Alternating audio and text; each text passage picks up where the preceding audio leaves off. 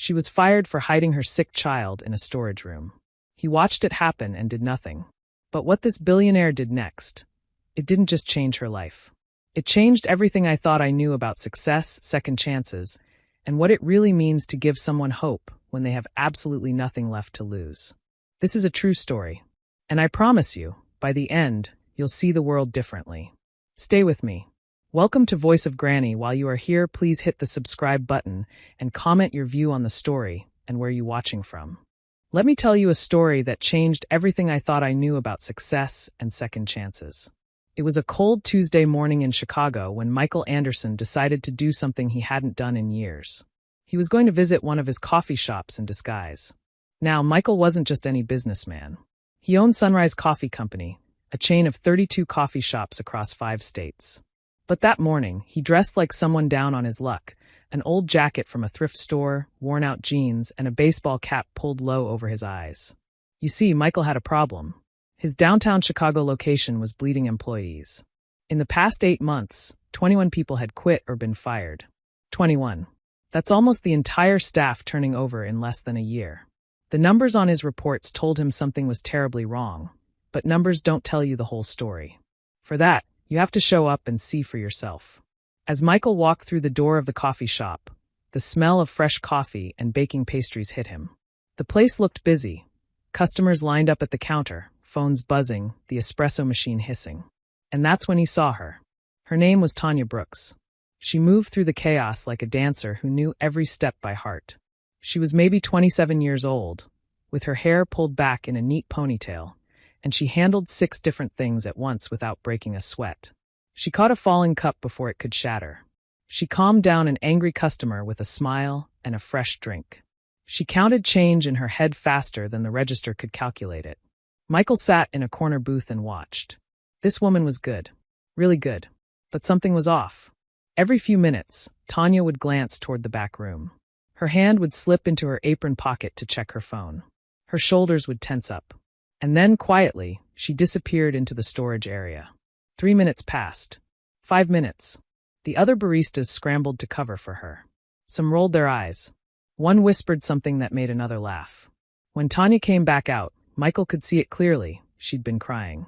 Before Michael could even think about what to do next, a door slammed open so hard it made everyone jump. Brooks! The voice cut through every conversation in the shop. Everyone turned to look. The man who came storming out was named Derek Walsh, and his name tag said manager.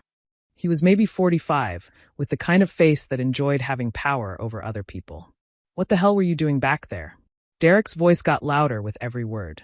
Do you know how many customers we lost because you disappeared? Michael looked around. No customers had left. The other baristas had covered everything smoothly. This wasn't about business. This was about control. Sir, I was only gone for 4 minutes, Tanya started. 45 minutes. You've been abandoning your post for 45 minutes. That's not true, Don't you dare contradict me. Derek stepped closer, invading her space in a way that made Michael's hands tighten around his coffee cup. I know exactly what you've been doing. You think I'm stupid? You think I don't notice what happens in my own shop? Tanya's voice dropped, desperate. Mr. Walsh, please. Can we talk about this in your office? Please. Oh, now you want privacy? After you've been hiding your sick kid in my storage room. The words fell like bombs.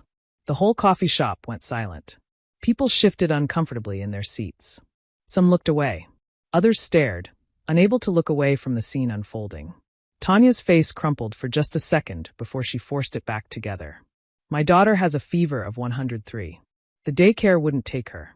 I called everyone I know, all 4 people, and nobody could help on short notice. My mom lives 6 hours away in Detroit. I couldn't miss another shift. You said 3 absences meant automatic termination. I thought if I could just make it through today. Her voice broke. She's not near the food. She's in the supply closet in the very back. Away from everything. I made sure. I made absolutely sure. I don't care what you made sure of. Derek crossed his arms, clearly enjoying the attention. You brought a sick child into my workplace. That's grounds for immediate termination. Please. Tears were streaming down Tanya's face now. I just need today. I need today's pay. I'll figure something out for tomorrow. I promise. Please don't do this. You should have thought about that before you turned my storage room into a daycare. Derek raised his voice so everyone could hear. Tanya Brooks, you're fired. Effective immediately. Get your things, get your kid, and get out. The coffee shop had gone completely silent. Even the espresso machine seemed to have stopped hissing. The only sound was soft jazz playing from the speakers, cheerful and completely wrong for what was happening. Mr. Walsh. Tanya tried one more time, her voice small and broken. You have 5 minutes. If you're still here in 6, I'm calling the police. Tanya stood frozen for a moment. Then, with her head held as high as she could manage, she walked toward the storage room. She came out less than a minute later carrying a little girl, maybe 5 years old, wrapped in a jacket too thin for the Chicago cold. The child's face was flushed with fever, her small body limp against her mother's shoulder. Tanya walked past Derek without looking at him. She walked past the other workers. She walked past the customers. And for just a second, as she passed Michael's booth, their eyes met. In that brief moment, Michael saw everything. The fear of a mother with nowhere to turn. The exhaustion of someone who'd been fighting too long with too little. The desperate calculation of someone trying to figure out how to pay for medicine, for food, for a roof, when they had exactly 0 options left. It was a look Michael remembered from 40 years ago, when he and his mother had nothing. Tanya pushed through the door into the cold Chicago wind. She had no car that Michael could see. She just started walking, her daughter pressed against her chest, disappearing into the gray morning. And Michael Anderson made a decision that would change everything. Michael didn't follow Tanya into the cold. Not yet. Instead, he stood up, walked directly to where Derek Walsh stood looking satisfied with himself, and said quietly, Mr. Walsh, I need you to tell me your full name and position. Derek barely glanced at him, taking in the shabby jacket and worn-out clothes. His lip curled. I'm the manager. If you've got a complaint about what just happened, you can. Derek Walsh. Manager at the downtown Chicago location. Employed by Sunrise Coffee Company for 9 years. Transferred 7 times in those 9 years. Michael's voice was quiet, but something in his tone made Derek's smirk disappear. 21 employees have quit or been fired in the past 8 months. Would you say that's accurate? Derek's face went pale. Who are you? Michael pulled out his real wallet and showed his ID. Michael Anderson. I own this company. And you're fired. Effective immediately. You can't, I have rights. There are procedures. There are procedures for a lot of things, including documenting a pattern of harassment and creating a hostile work environment. Michael's voice was like ice. You'll be contacted by HR within the hour. Leave now. Derek grabbed his jacket and stormed out, slamming the door. Michael turned to the stunned staff. Who's the assistant manager? A woman in her 30s stepped forward cautiously. That's me. Jennifer Park. Ms. Park, you're the interim manager as of now. Can you handle the rest of today? Yes, sir. Absolutely. Good. Everyone else, back to work. Michael walked out to his car, already pulling out his phone. He had his assistant, Patricia, on the line before he even started the engine. Patricia, I need everything you can find on Tanya Brooks. She was just fired from our downtown location. Employment file, background, whatever you can get legally. 3 hours later, Patricia called back with information that made Michael's chest tight. Tanya Brooks, age 27. Bachelor's degree in hospitality management from Northwestern University. Graduated with honors 6 years ago. After graduation, she worked at the Riverside Hotel for 3 years as an operations coordinator. Her supervisor's notes said, natural leader. Consistently exceeds expectations. Has real management potential. Then there was a gap. 2 years with no employment. What does she say about the gap? Michael asked. Family medical emergency. Spouse deceased. Patricia's voice was gentle. I found a marriage license from 7 years ago. Tanya Carter married James Brooks. And a death certificate from 20 months ago. James Brooks, age 29. Cause of death, leukemia. There it was. The story behind everything. What about her financial situation? Significant medical debt. Hospital bills, oncology treatments. Total across 4 collection agencies is around $52,000. Car was repossessed 10 months ago. She's currently renting month to month in a building with multiple code violations. And Michael, she has a daughter named Riley. 5 years old.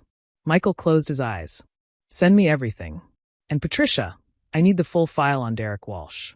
Every complaint, every incident, everything that was swept under the rug. The files arrived within minutes. Michael spent the next 2 hours reading, his anger building with each page. Derek Walsh had a pattern of behavior that stretched back years. Complaints from employees about stolen tips, verbal harassment, unfair treatment. Each time, he'd been moved to a new location instead of being fired. Someone in HR had been playing musical chairs with the problem instead of solving it. That person was going to have a very uncomfortable meeting with Michael very soon. But right now, he needed to focus on Tanya Brooks. Michael stared at her application photo. A professional headshot showing a young woman with a warm smile and confident eyes. The person he'd seen today had been a shadow of that, worn down by life, defeated by circumstances that should never defeat anyone. Michael thought about his own story. When he was 12 years old, his mother had lost her job. They'd been evicted from their apartment.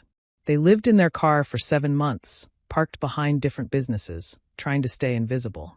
His mother would cry at night when she thought he was asleep, trying to figure out how to feed them, how to keep them safe. Then a woman named Patricia Chun, yes, his current assistant was named after her, had found them. Patricia owned a small bakery. Instead of calling the police, she gave Michael's mother a job, a small apartment above the bakery, and something more valuable than either, dignity. Patricia Chun used to say, "People don't fail because they're lazy or stupid. They fail because nobody ever gives them a real chance." Those words had built Michael's entire company. Every policy, every benefit, every decision came back to that principle. And somehow, managers like Derek Walsh had created exactly the opposite environment. Michael picked up his phone and called the number on Tanya's application. It rang 4 times. Then, "Hello?" Her voice was exhausted, defeated. "Ms. Brooks, this is Michael Anderson. I own Sunrise Coffee Company. I witnessed what happened this morning, and I'd like to talk to you about it. Would you be willing to meet?" A long silence. "Am I in trouble? Because if this is about legal..." "You're not in trouble. The opposite, actually. Mr. Walsh has been terminated. But I'd like to discuss your situation. Would you meet me tomorrow at the coffee shop? Say 2 p.m. It'll be quiet between the lunch and afternoon rush." "I don't understand. Why would you want to help me?" "Because what happened to you is wrong. Because I think you deserve better. And because..." Michael paused. "Because someone gave me and my mother a chance when we had nothing. I've spent 30 years trying to pay that forward. Will you give me the chance to explain?" Another long silence. 2 p.m. tomorrow, Tanya finally said. "Okay, I'll be there." After she hung up, Michael sat in his office and looked out at the Chicago skyline. He'd made the first move. Now he needed to figure out what came next. He'd never done anything quite like this before, singling out one person for direct help. Usually, he worked on systems and policies meant to help everyone. This was different. This was personal. But maybe that was the point.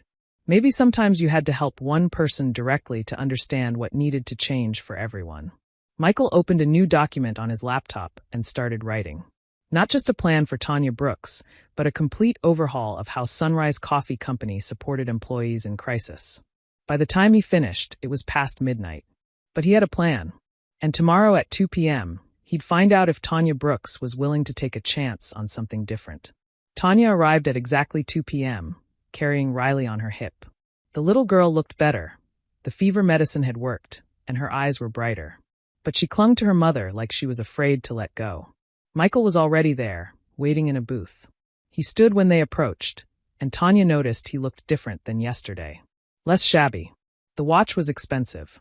The whole presentation said money and power. She felt a flutter of nervousness in her stomach. "Ms. Brooks, thank you for coming.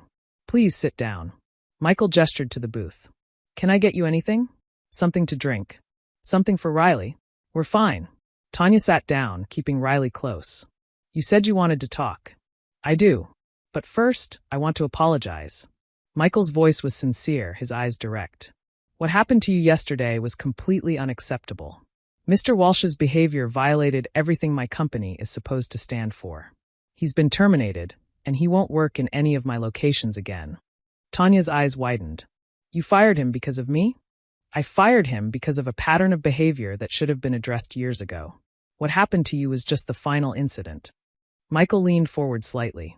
"Ms. Brooks, I looked at your employment file. I hope you'll forgive that, but I needed to understand who you are.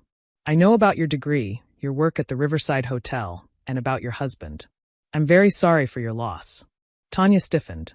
"You investigated me. I reviewed what was available to me as your employer, and looked at public records. Nothing invasive. But yes, I wanted to understand your situation before I came to you with a proposal. What kind of proposal? Tanya's voice was cautious. I'd like to offer you a position as assistant manager at this location. You'd work under Jennifer Park, who's been promoted to manager. The position pays $42,000 a year, with full benefits, health insurance, dental, vision, paid time off, and access to our employee support program. Tanya stared at him like he'd spoken in a different language. That's not funny. I'm not joking. Michael pulled out a folder. I watched you work yesterday morning. You're efficient, you handle pressure well, you have excellent people skills. Your degree is in hospitality management. You graduated with honors. Your previous supervisor said you showed natural leadership. You're more than qualified for this position. You watched me work for what, 2 hours? And you want to make me a manager? Tanya's voice was sharp with disbelief.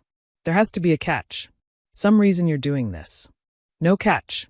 Michael's voice gentled. Just recognition that you have potential being wasted because life pushed you into survival mode. Ms. Brooks, I know what it's like to have nothing. When I was 12, my mother and I were homeless. We lived in her car for 7 months in this city. We had nowhere to go, no way out. Tanya's expression shifted, surprise breaking through the skepticism. A bakery owner named Patricia Chin found us sleeping in our car behind her shop. She could have called the police. Instead, she gave my mother a job, an apartment, and a chance. She told my mother something I've never forgotten. People don't fail because they're lazy. They fail because nobody ever gives them a real chance. Michael met Tanya's eyes. I built my company on that principle. And I've failed at it. I've let managers like Derek Walsh create environments that punish people for being human. So this is me trying to do what I should have been doing all along. So this is guilt, Tanya said. You feel bad. This is recognizing an opportunity to help someone who deserves it. Michael slid the folder across the table. Inside is information about our Employee Assistance Fund. It can help with temporary housing, emergency expenses, childcare costs. The things that create impossible situations like the one you were in yesterday. Tanya opened the folder with shaking hands. Her eyes scanned the documents, widening as she read. 60 days of subsidized rent.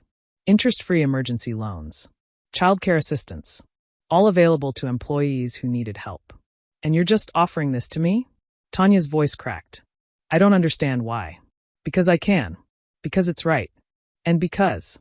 Michael paused, choosing his words carefully. Because I think you'll be excellent at this job. Because I think you can do much more than just survive. And because someone gave my mother and me a chance when we had nothing, and I've spent 30 years trying to pay that forward. Tanya looked down at Riley, who had fallen asleep against her chest. She thought about the eviction notice. About the debt collectors who called every day. About the car she'd lost, the credit she'd destroyed. The future that had seemed to close down to nothing but trying to survive each day. She thought about James, about the life they'd planned, about how none of it had gone the way it was supposed to. And she thought about this man sitting across from her, offering something that seemed too good to be true. What if I'm not good at it? She asked quietly. What if I take this job and I fail? Then we figure out why and what you need to succeed. Maybe it's more training. Maybe it's a different position. Maybe something else. Michael's expression was earnest. I'm not expecting perfection. I'm expecting you to work hard, learn, and care about doing good work. From what I've seen, you already do all three. Tanya took a shaky breath. The other employees, they're going to know what happened. They're going to think I got special treatment. Probably, Michael acknowledged. You'll have to prove yourself. You'll have to work harder than anyone to earn their respect. That's not fair, but it's reality. Can you handle that? Tanya thought about everything she'd handled in the past 2 years. Watching James die. Raising Riley alone. Working multiple jobs. Dealing with debt collectors. Facing eviction. If she could handle all of that, she could handle some resentful co-workers. Yes, she said firmly. I can handle it. Michael extended his hand across the table. Then do we have a deal? Will you take the assistant manager position? Tanya looked at his hand. At his face. At the folder full of possibilities. She thought about pride, about accepting help, about what James would want for her and Riley. She reached out and shook his hand. Yes, I'll take it. Good. Michael smiled. Welcome to Sunrise Coffee Company, Assistant Manager Brooks. Monday morning arrived cold and clear. Tanya stood outside the coffee shop at 5:45 a.m., 15 minutes early, trying to calm the butterflies in her stomach. The weekend had been a whirlwind. Patricia had called Friday with a list of landlords who worked with Sunrise's housing program. By Saturday morning, Tanya had toured a small 2-bedroom apartment 4 miles from the shop and signed a lease. $350 a month for 60 days, then adjusting to a subsidized rate after that. It wasn't big, but it was clean, safe, and warm. Most importantly, it came with no eviction notice. They'd moved in Saturday afternoon. By Sunday, Riley was calling it their castle, running from room to room with pure joy. The health insurance had been processed. Riley's doctor appointment was scheduled for Thursday. The debt collectors were being contacted by Sunrise's legal team about settlements. An interest-free loan was being processed to help with the settled amounts. It all felt like a dream. But now, wearing her new assistant manager's shirt with her name embroidered on it, holding the keys to the coffee shop, Tanya knew she was about to face the hardest part. The other employees. She took a deep breath, squared her shoulders, and unlocked the door. The morning crew was already gathered inside. 12 people, including Jennifer Park, who stood at the front looking professional and neutral. The moment Tanya entered, every conversation stopped. The reactions ranged from surprise to curiosity to skepticism to open hostility. A barista named Ashley, who'd worked there 3 years, crossed her arms and stared. "Good morning, everyone," Jennifer said. "This is Tanya Brooks. As of today, she's our new assistant manager. Tanya, would you like to say a few words?" Tanya stepped forward, feeling every eye on her. "I know this is unusual," she started, keeping her voice steady. "I know some of you have questions. I'm not going to pretend everything's normal, because it's not." A few people shifted their weight.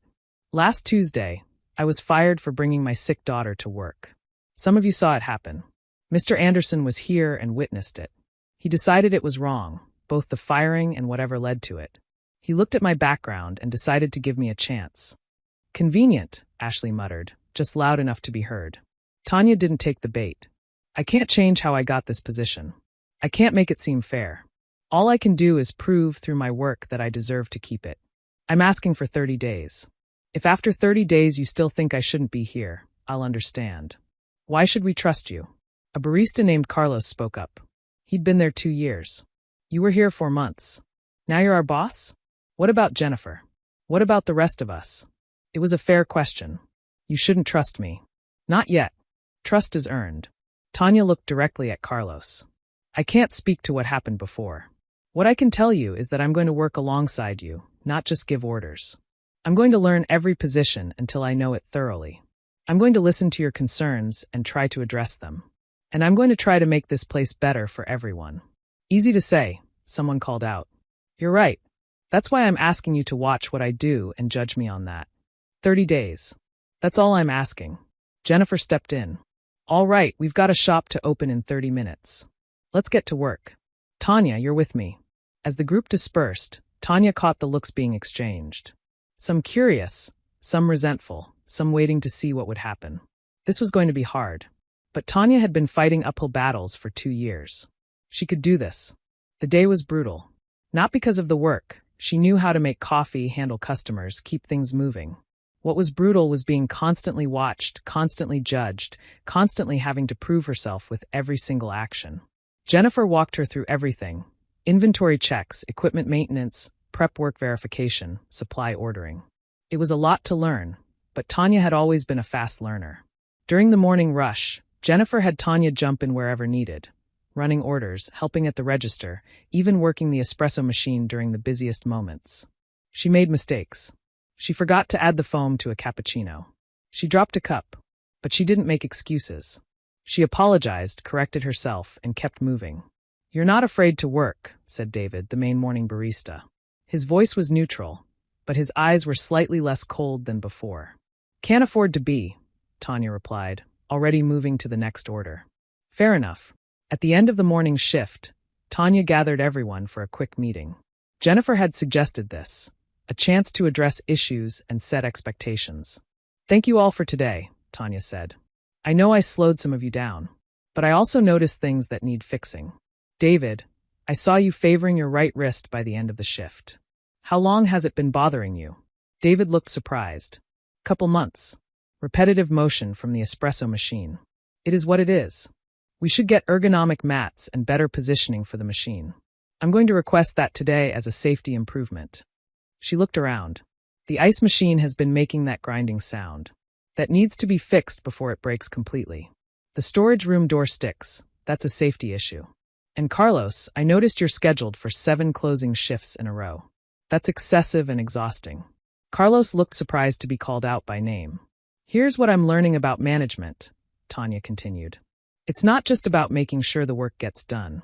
It's about making sure the people doing the work have what they need to do it well. If something's making your job harder, I want to know so I can try to fix it. What about tips? Ashley's voice was sharp, challenging. Derek used to skim tips. Everyone knew it. Is that going to stop? It already has stopped, Tanya said firmly, meeting Ashley's hostile gaze. As of today, tips are tracked transparently. At the end of each shift, you count your tips with either Jennifer or me as a witness. Your money goes home with you. Period. If money goes missing, we investigate immediately. Even if it's you taking it? Ashley challenged. Especially if it's me. Because I've been on your side of this. I know what it's like to work for tips and watch them disappear. That ends here. Some of the other baristas looked interested. Hopeful even. As the group dispersed, Jennifer pulled Tanya aside. That was well done. Specific issues, specific commitments. People respond to that. Did I overpromise? No. Anderson gave you discretionary budget. Use it. Jennifer paused. I should tell you, I was angry when I heard about your promotion. I've been here 2 years doing good work. And then you got promoted because you had a sad story. Tanya winced but nodded. That's fair. But today, watching you work, watching you pay attention to people and their problems, I'm starting to think maybe Anderson saw something I didn't. Maybe he was right. Does that mean you'll work with me? It means I'll give you a fair shot. Prove you deserve to be here, and I'll have your back. Fail, and I'll tell Anderson it's not working. That's all I can ask for, Tanya said, offering her hand. Jennifer shook it. Don't let me down. That night, after Riley was asleep, Tanya sat at their small kitchen table making lists. Things to learn. Things to fix. Names of employees and what she'd observed about each one. Her phone buzzed with a text from an unknown number. How was day 1? Michael Anderson. Tanya stared at it, then typed back. Exhausting. Terrifying. Harder than I expected. But I think I can do this. The response came quickly. I never doubted it. Rest well. Tomorrow's another day. Tanya smiled despite her exhaustion. 1 day down. 29 to go. She'd survived worse. She could survive this. The 30 days passed like a compressed season, each day bringing new challenges and small victories. The ergonomic mats arrived on day 6. David stood on one during his shift, and by the end of the day, his wrist pain was noticeably better. How's the wrist? Tanya asked. Better, he said simply. Thanks. It wasn't much, but it was something. The ice machine got fixed on day 8 after Tanya called maintenance directly. The storage room door got repaired on day 9. The employee meal policy got expanded on day 12. 1 full meal per shift, no restrictions. If you're here 8 hours, you shouldn't be hungry, Tanya announced. That's basic dignity. Carlos actually smiled at that. The schedule got completely redesigned on day 15 to ensure fair distribution of shifts, adequate time off, and nobody working to exhaustion. You didn't have to do this, Carlos said. Yes, I did, Tanya replied. People can't do their best work if they're exhausted. But not everyone was won over. 3 weeks in, Ashley cornered Tanya in the storage room. Her face was tight with anger. I know what you're doing. You're playing nice, making little changes, trying to win everyone over. But I see through it. What do you think you see? Tanya asked calmly. That Anderson felt sorry for you and handed you something you didn't earn. We've all had hard times. We don't all get promoted for it. You're right, Tanya said quietly. You've struggled and didn't get help. That's wrong. That's exactly what I'm trying to fix. So the next person who has an emergency doesn't have to choose between their job and their family. How noble, Ashley sneered. You get special treatment and call it fixing the system. I did get special treatment. I can't change that. Tanya held her gaze. What I can do is try to make this place better for everyone going forward. You don't have to like me, but I'm going to be here doing this job whether you approve or not. Ashley stared at her, then walked out without another word. That evening, Tanya recounted the confrontation to Jennifer. Not everyone's going to come around, Jennifer said. Some people will resent you no matter what. You can't win them all. I know, but I have to try. Why does it matter so much? Tanya was quiet for a moment. Because someone gave me a chance when I didn't deserve it. When I had nothing but desperation and hope, someone looked at me and decided I was worth investing in. That changed everything. If I can do that for even one other person, it's worth it. Jennifer studied her. You really believe that? I have to. If I don't, what's the point? On day 30, Michael Anderson returned during the lunch rush. He sat in his usual corner booth, watching. Tanya moved through the space with confidence now. When David got slammed with orders, she jumped in without being asked. When a customer started complaining, she intercepted smoothly. When Carlos looked overwhelmed, she quietly helped without making it obvious. Michael watched it all, making notes. After the rush died down, Tanya slid into the booth across from him. So, Michael said, how did your 30 days go? Harder than I expected. Better than I hoped. Tanya pulled out her phone. We've made operational improvements. The mats reduced physical complaints by 80%. We fixed safety issues. We overhauled scheduling for fairness. We implemented transparent tip tracking. And the staff? Mixed. Some supportive from the start. Some came around gradually. Some still skeptical. Ashley's actively hostile. But I think most of them are starting to believe I deserve to be here. Michael smiled. Jennifer's assessment matches yours. She says you've worked harder than any new manager she's seen. That you've earned respect. That you make good decisions. He paused. She also said you're ready for this to be permanent. Tanya felt her heart jump. Really? As of today, the assistant manager position is yours permanently. Michael's eyes were serious. But I want to talk about what comes next. These are the numbers for this location over the past months. He showed her his phone. Customer satisfaction up 24%. Employee turnover down to 0. Revenue up 11%. Those are significant improvements. I was just fixing obvious problems. That's what good management is. He put his phone away. I want you to keep learning. Take on more responsibility. Start thinking about what comes after assistant manager. Like what? Full manager. Like overseeing multiple locations. Training other managers. You've proved you can turn a struggling shop around. Imagine what you could do with more resources. I've only been doing this for a month. And you've accomplished more than some managers do in years. I'm not saying tomorrow. I'm saying prepare yourself for bigger challenges. Because they're coming. 9 months later, Michael's phone rang at 2 a.m. His mother had a stroke. He flew to Boston immediately, and suddenly his entire world shifted to hospital rooms and rehabilitation, and watching his strong mother struggle with basic tasks. He tried to manage the business from Boston, but it was impossible. That's when he called Tanya. How's your mother? She asked. Improving, but slowly. Watching her struggle. His voice cracked. When James was sick, Tanya said softly, the hardest part wasn't the big moments. It was the everyday struggle. Watching someone you love fight so hard just to do simple things. Feeling helpless because you can't fight it for them. Yes, exactly. What helped me was accepting that my job wasn't to fix him. I couldn't cure the cancer. All I could do was be there. That's what your mother needs from you now. Not solutions. Just presence. Over the next weeks, Michael called Tanya late at night when the fear was loudest. They talked about his mother's progress, about the guilt and frustration, about learning to let go of control. Don't try to manage everything from Boston, Tanya told him. You hired good people. Trust us. Your mother needs you more than the business does.